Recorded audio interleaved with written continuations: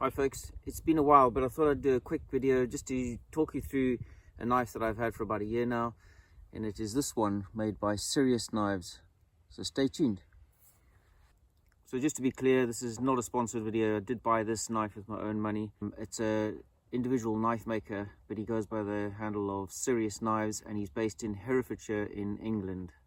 So the maker is a chap called Bernard, and in the conversation and the communication I had with him, he said that the Sirius handle comes from the fact that it's the brightest star in the night sky, and he wanted to have his knives sort of representing that sort of ethos. He is a one-man band kind of operation. He doesn't do this full-time, from what I understand. He makes these more as a bit of a hobby, sort of not really on order basis. I don't believe he does custom orders per se, but you know, he makes various models, puts them up for sale on his website or Etsy, and then just replenishes that stock as it goes. Now he has got a few different models. The one that I went for was what he called the Woodcraft Puukko. It's a good thing it's got this lanyard on it, because it's got a really tight-fitting sheath, which is actually very good for a leather sheath. Now, I'll start off with the sheath actually. When I first got it, it was so tight I almost couldn't get it out. Now, I did, in my comment on Etsy at the time, I said it was almost a bit too tight. And Bernard did comment to say, well, it will loosen over time, which is true, and the leather does. I think one of the reasons it is so tight is you've got a metal rivet there. Now that actually works really well, because your flex is going to come from just this section here, and it's not going to put too much strain on the stitching. Now it is extremely tight when it's fully in. It literally will not come out. I know this is a test that's often shown on leather knives. You can squeeze it, but this one genuinely is not coming out. You do need to, it's loosening off quite a bit already, but with a Puukko design it does sit quite tight and snugly inside the sheath, so a lanyard does help to just release it initially, and then it will come out quite comfortably after that. Now Bernard makes these sheaths himself, and it is very nicely made. Lovely thick leather. I do quite like the design. It's quite unique. This isn't really designed for a belt, I don't think. It's more just for the style, but it works really well, and it allows you to have the rivet onto an outside strap and not inside the sheath, so therefore it's not going to scratch the blade. So I think that's probably why he's done that, but it does work really well. All handmade by himself and beautifully finished, as you can see. So really good job on the sheath. Now with the knife, the other communication I had from Bernard was that he tends to try and use, he doesn't use super steels. I guess one of the reasons is they just are harder to work, but his sort of main reasoning was he likes to work with a steel that is affordable, that he can make knives in a more affordable manner. And to be honest, this is a pretty decently priced knife.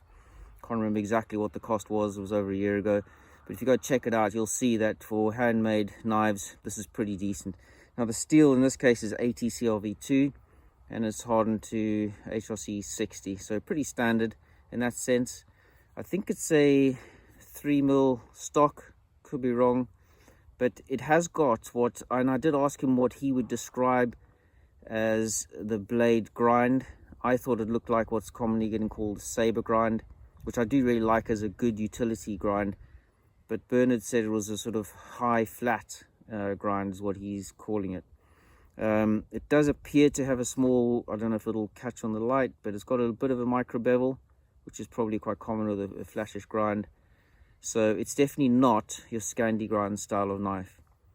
The comments from Bernard was he doesn't typically make Scandi grinds. He sees them as sort of more, maybe, well, he didn't use the words, but maybe one-trick ponies, and he likes to make more versatile knives that could be general purpose. So something like this is going to be a really good utility knife. It's good for kind of food prep, general camp tasks, etc. It's probably not one you want to be battening through wood, and it's you know, it's not going to be perfect for feather sticking, but any knife can be made to work for that task. Now the wood itself, and a lot of his handles I noticed were burls of some description. This is actually a birch burl, and so it's stabilized birch burl, and you can see with the brass rivets, it's got nice liners, and the burl, it's a beautiful looking handle, very nicely finished, and the grind and everything else is actually done to perfection, so absolutely no faults with it. It's got a nice sort of shape in your hand. It's quite a neutral sort of shape. You can turn it around. Now this sort of thing, I guess you want to be able to use in different configurations in your hand, and this one certainly is like that. I think it's 11 centimeter blade length, and it was 24 centimeters overall. So pretty much exactly the same as most bushcraft knives in terms of all the typical woodlaw style, of virtually that same length and blade length, but clearly the handle shape and the blade design are quite different. Now, as I said, this won't be the best for feather sticking, and it is just a case of learning the, get used to the grind style. But this is shaving these quite well. I did make a bit of an attempt earlier, and it was either pretty big or quite fine, but you'd certainly be able to make one work for feather sticking. But as I say, it's not designed as a proper woodlaw type of knife.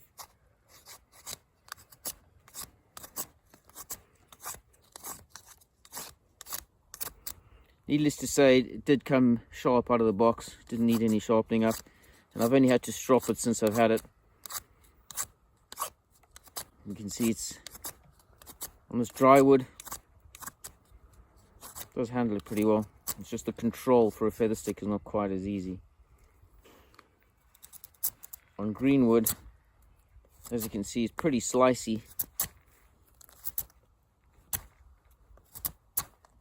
Taking big chunks of wood off pretty easily. But if you need to make some tent pegs with some green wood, or pot hangers, it's definitely going to be more than enough for that.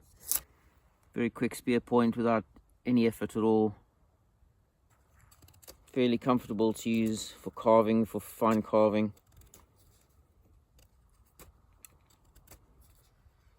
Has got a pretty sharp spine.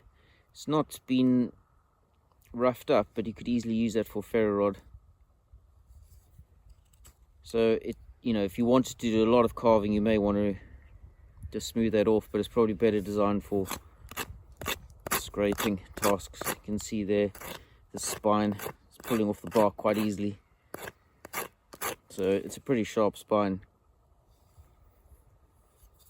But if you were going to do lots of carving with it, you may want to just smooth that off a little bit. It's a little bit sharp on the thumb there, but nothing you couldn't deal with.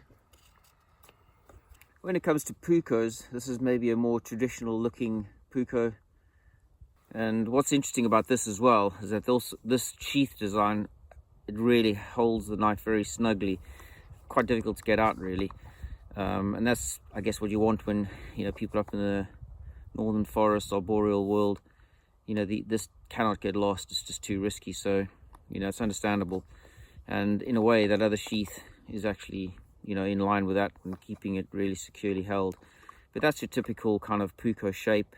You can see the Mora knives, we're often more of a Puukko style, and this is how the Sirius Woodcraft Puukko compares. So almost identical in length.